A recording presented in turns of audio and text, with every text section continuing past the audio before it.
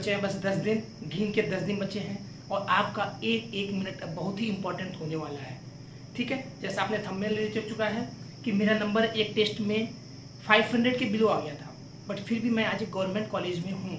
तो मैं इस वीडियो से आपको ये बताने वाला हूँ कि अगर आप अलग अलग जगह का टेस्ट दे रहे हैं तो उसको बंद कीजिए, किसी एक सोर्स पे आ जाइए, टेस्ट का प्रैक्टिस कीजिए, बस जिससे आप हमेशा करते आए हैं उसी कीजिए।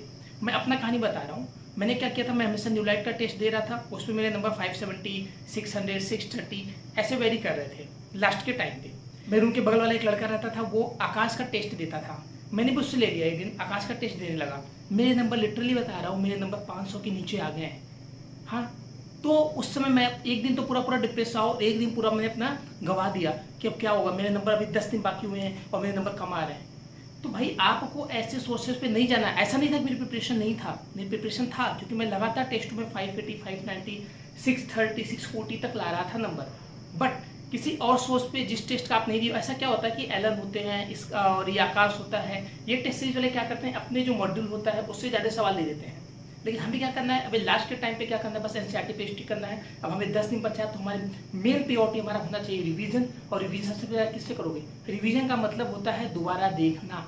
रिवीजन दोबारा एक बार आंखों के तरफ से निकल जाना, आंखों से एक बार पूरी की पूरी जो आपने पढ़ रखा है उसको रिवाइज करना, नए चैप्टर्स पे नहीं जाना है।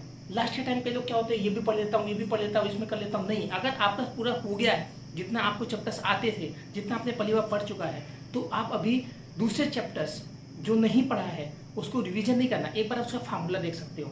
अगर आपका फिजिकल का है तो उसका एक फार्मूला देख लो, फिजिक्स का है तो फार्मूला देख लो, एनसीईआरटी बायोलॉजी का है तो उसके जो थोड़े बहुत अंडरलाइन किया हुआ उसको देख लो, नहीं तो आप उसको आप स्किप कर दो पूरा। अब मैं नहीं बोलूँगा कि आप कोई भी नया चैप्टर उठाओ।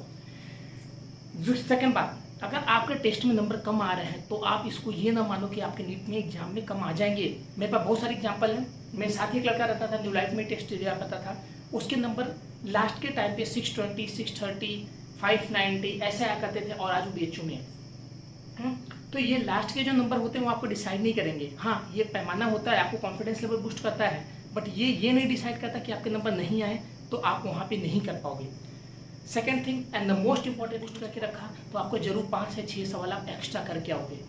जो मेन मोटिव है जो नीट का होता है वो ये होता है कि आपको कम टाइम में ज़्यादा से ज़्यादा सवाल करने हैं और वो करेक्ट करने हैं। तो यहाँ पे ऐसा होता है, कई लोगों ने हड़बड़ाहट में ज़्यादा कर देते हैं। अभी भी मेरे पास बहुत सारे मैसेज आते हैं, भैया मेरे नंबर तो अच्छे आ रहे थे बट सिली मिस्टेक की वजह से नहीं आ पा रहे हैं। भैया मुझे तो बहुत कुछ आता था, बहुत कुछ आता भी है पेपर में, बट मैं उसको कर नहीं पा रहा हूँ। तो भाई इसीलिए बोल रहा हूँ, अभी भी टाइम है 10 दिन का। आप ये प्रैक्टिस करो कि जब भी एग्जाम, अभी भी टेस्ट देने अगर जा रहे हो तो उसको अभी से अगर प्रैक्टिस करोगे तो नीट पे भी होगा। अगर अभी भी आप पेपर देने जा रहे हो तो आप आधे घंटे सो के पेपर देने जाओ। जिनके नंबर कम आ रहे हैं, जिनके नंबर 540, 550, 570 है, भैया आप एकदम वर्ज पे हो, आपका सिलेक्शन हो भी सकता है, आपका सिलेक्शन नहीं भी हो सकता है। तो आपको भी करना क्या है, आपका सिलेक्शन हो पाए उसको इंश्योर करने के लिए आपको क्या करना है, ज़्यादा से ज़्यादा आप टेस्ट मत दो। अब क्या करो, जो आपने पढ़ चुका है आप उसको रिवीजन मारो, आप उसको एक बार जल्दी जल्दी देखो। अब ये भी नहीं कि आप कॉन्सेप्ट बनाने बैठो। जैसे आपने पढ़ लिया है, इलेक्ट्रोकेमिस्ट्री पढ़ लिया है तो फटाफट आपका होना चाहिए इलेक्ट्रोकेमिस्ट्री, ये इलेक्ट्रोलाइट सेल है, ये इलेक्ट्रोलाइटिक सेल है, इसमें ये डिफरेंस है, इसमें ये डिफरेंस है, गैल्वेनिक सेल है, ये फटाफट एक रिकेप करना है आपको। जो शॉर्ट नोट्स का पहले मैंने आपको वीडियो में बताया हुआ था उसको आपको देखना है। शॉर्ट नोट्स बनाए हो गया तो आप उसको एक बार रिविजन करो। सेकेंड बात जो होता है कि आप इस समय अपने हेल्थ का पहले प्रायोरिटी दो, आप नींद एडेक्वेट लो। ऐसा नहीं है कि आप ज़्यादा सो ही नहीं रहे हो, तो आप जितना पढ़ते जाओगे आपको मेमोरी में जो होता है वो फिट ही नहीं हो पाएगा, वो आपका मेमोराइज हो ही नहीं पाएगा, लॉन्ग टर्म में बदल ही नहीं पाएगा। तो आप इतना तो डिसाइड कर लो 6 घंटे से 7 घंटे सोना है। आपको खाने को स्किप नहीं करना। कई लोग क्या होते हैं इस बार इतने डिप्रेशन में आ जाते हैं लास्ट के टाइम में कि वो खाना छोड़ देते हैं, खाना खाने का टाइम, नहाने का टाइम, ये आपके डेली रूटीन को नहीं छोड़ना है। आपको इतना ज़्यादा हावी ही नहीं होने देना एग्जाम का प्रेशर कि आप एग्जाम का प्रेशर लेने लगे, आपके ज़्यादा न्यूरॉन्स बहुत ज़्यादा एक्टिव हुए हैं कि हाँ प्रेशर है, प्रेशर प्रेशर प्रेशर। एग्जाम कितना प्रेशर आना ही नहीं देना है, आपको नॉर्मल रूटीन में करना है। बट हाँ, आपके रीडिंग आवर्स अभी बढ़ा देने हैं, क्योंकि जो लास्ट के 7 दिन है, लास्ट के 10 दिन है, इसमें जितने भी सिलेबस आपने पूरे साल में पढ़ा है वो आपके आंखों से एक बार होके जाने चाहिए। आपको क्या करना है, अगर आप देख सकते हैं कि रिवीजन भैया कुछ ज़्यादा हो रहा है, मतलब बहुत ज़्यादा सिलेबस है, रिवीजन कैसे करूँ, कौन से चैप्टर्स को पहले करूँ, कौन से चैप्टर्स के बाद में करूँ, कुछ समझ में नहीं आ रहा है भैया, कैसे लास्ट अपने नंबर बढ़ाऊँ। तो इसके लिए मैं आपको बता रहा हूँ, मैंने अभी आपको आई बॉल पे भी मैं दे दूँगा। हाँ, आई बॉल पे भी आप देख सकते हो, वहाँ पे ऊपर है। हाँ, जितने भी ऑर्गेनिक की कैसे रिवीजन करने हैं उसका वीडियो मैंने बनाया हुआ है। फिजिक्स में कौन से चैप्टर्स के पहले रिवीजन करने हैं उसका वीडियो मैंने बनाया हुआ है। उसमें आपको कुछ करना नहीं, उसके आप टेबल्स जितने भी आपने बनाया होगा फॉर्मूला का टेबल उसको आप देखो, अपने नोट्स को देखो। लास्ट टाइम में फिजिक्स एनसीईआरटी तो मत ही करो। आपके अगर नंबर 600 से कम आ रहे हैं और अगर आपके नंबर 650 आ रहे हैं, 640 आ रहे हैं, तो जरूर आप एक बार पॉइंट्स टू पाउडर पढ़ के जाओ। केमिस्ट्री के रिवीजन के लिए मैं बता रहा हूँ, केमिस्ट्री में अगर फिजिकल देखो तो फिजिकल के जितने भी आपके हुए हैं या अगर बनाए हों तो भी अच्छा, अगर नहीं बनाए हों फिर भी अच्छा है। आप फिजिकल के एक बार फार्मूलाज देखना स्टार्ट कर दो। हाँ, इनऑर्गेनिक का आपको अपने नोट से पढ़ो, एनसीईआरटी को एक बार जल्दी में देख सकते हो, जितने यूजेज हैं एक साथ कर लो। डी एंड एफ ब्लॉक जरूर पढ़ो क्योंकि इस बार पी ब्लॉक में कम पोर्शन आ रहा है, काफ़ी पोर्शन कर दिया गया, तो डी एंड एफ ब्लॉक का क्वेश्चन ज़्यादा से ज़्यादा इस बार आएंगे। हमेशा 1 या 2 आते थे, लेकिन इस बार प्रोबेबिलिटी है 3 से 4 आएंगे। रही बात बायोलॉजी तो आपको पूरा करना ही है। बायोलॉजी को आपको जल्दी देखना है। आप आधा से आधा टाइम अगर आपके नंबर अगर 500 से कम आ रहे हैं तो आप फिजिक्स अब करना थोड़ा सा बंद करो। फिजिक्स में आप कम से कम टाइम दो क्योंकि आप कम टाइम में ज़्यादा स्कोर कर सकते हैं केमिस्ट्री का एंड बायो का पढ़ के। ओके, अब मैं आपको बताऊंगा जो सबसे बड़ा ब्लंडर हो जाता है कई सारे बच्चों का, हर साल ये देखने को मिलता है कि वो पढ़े रहते हैं, अच्छा मेहनत किए होते हैं, प्रैक्टिस भी किए होते हैं, बट क्या करते हैं वहाँ पे जाके वो अपने काल्मनेस और कूलनेस को खो देते हैं। हड़बड़ाहट में क्या करते हैं, ओएमआर को गलती भर के आ जाते हैं। तो मैं आपको बताने जा रहा हूँ कि ओएमआर भरने का सबसे बेस्ट स्ट्रेटजी क्या है। आप ऐसा करो जैसे मैं किया करता था, अगर आप कुछ और फॉलो कर रहे हो और आपका सही होता जा रहा है तो आप उसको ही फॉलो करो। जिनको दिक्कत आ रही है उनको मैं बता रहा हूँ, आप अभी भी प्रैक्टिस करके इसको अपने ला सकते हो। मैं क्या क्या करता था, सबसे पहले मैंने बायोलॉजी किया, बायोलॉजी फर्स्ट राउंड कर लिया, उसके बाद फिर बायोलॉजी का जितना फर्स्ट राउंड कर लिया उसको भर दिया मैंने। फिर आ गया केमिस्ट्री पे, केमिस्ट्री का फर्स्ट राउंड किया उसको भर दिया। फिर आता था फिजिक्स में, फिजिक्स का फर्स्ट राउंड किया और भर दिया। हाँ, सबसे मेन इंपॉर्टेंट बात जो मैं कहूँगा कि आप 2 राउंड में पेपर को करो।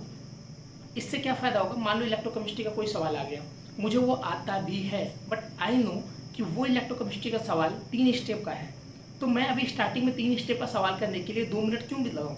मैं उसको भी सेकंड राउंड में क्वेश्चन के सामने गोला करूंगा और आगे बढ़ जाऊंगा। और आगे वाला सवाल क्या है, मान लो मेटलर्जी तो नहीं आ रहा है, मान लो एक सिंपल सा एक थ्योरेटिकल सवाल आ गया, उसको हो सकता है मैं 20 सेकंड के अंदर कर लूँ।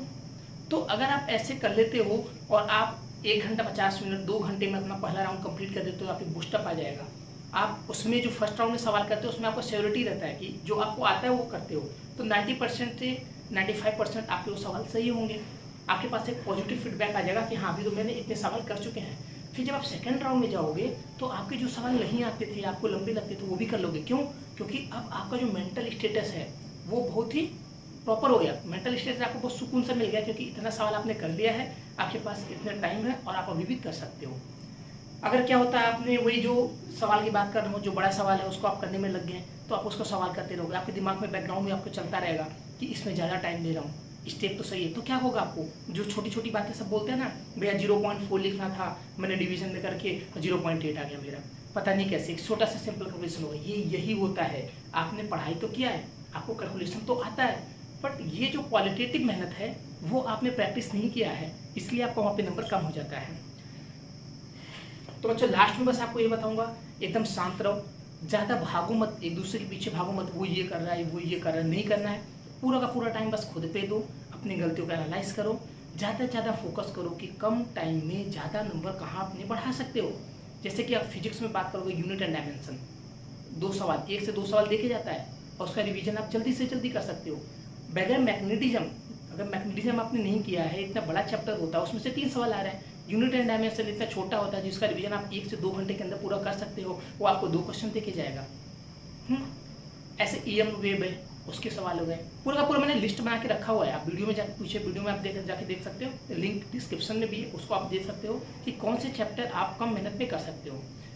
तो ओवरऑल मैं यही बताना चाहूँगा, हमेशा डेली मैसेज आ रहा है मुझे कि मेरे नंबर भैया 450 आ रहे हैं, 480 आ रहे हैं, 500 आ रहे हैं। भाई अब हमारे कंट्रोल में कुछ नहीं है, अब क्या करना है, आपको नंबर बढ़ाना है। और कुछ भी नहीं है कि टेस्ट के नंबर आपके जितने आ रहे हैं उतने ही वहाँ पे आएंगे। आप टेस्ट में कितना अच्छा प्रॉपर रिवीजन करते हैं, कितने पॉजिटिव माइंडसेट से आप पेपर के अंदर बैठते हैं, कितने काल्पनिक से पेपर करते हैं, वो आपका डिसाइड करेगा रिजल्ट। आ चुका है तो आप सिटी अपना देख लें, अभी कुछ दिनों में आपका एडमिट कार्ड भी आ जाएगा, आप उसको भी देख लेंगे। आप पहले से अपना, अगर आपका दूर है सेंटर तो एक बार देख लेना। आप उस दिन कोई भी हड़बड़ी नहीं होना चाहिए, आप अपने पेरेंट्स के साथ जाओ। हाँ, पेरेंट्स के साथ जाने पे या आपको किसी को लेके जाओ, आपको ये होता है आपको जितनी भी चीज़ें हैं, आपको जाना, बस में आना जाना, कुछ भी है, आपको ज़्यादा टैकल नहीं करना, आपको अपने माइंड को बहुत ज़्यादा यूज़ नहीं करना, आपका माइंड एकदम हेल्दी रहता है। हाँ, तो ऑल द बेस्ट, रॉक करना।